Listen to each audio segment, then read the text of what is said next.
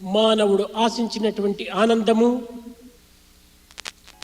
బయట ప్రపంచమునందు లేదు. But the joy which he is looking for and searching for is not available in the external world. మానవుడు ఆశించిన ఆనందము వస్తువాహనములందు లేదు. The joy is not found either in the objects of senses also. మానవుడు ఆశించిన ఆనందము విషయ వ్యక్తుల యందు కూడాను కనిపించదు.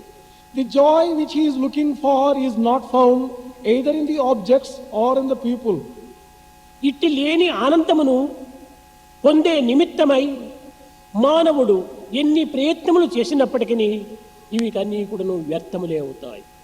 If he is making efforts in this wrong direction of finding joy where there is no joy at all, how can he succeed in his efforts?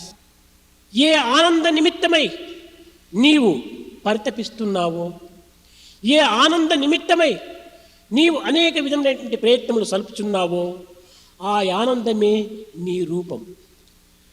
That joy which you are ceaselessly searching for and earning is you yourself. Your very form is that joy.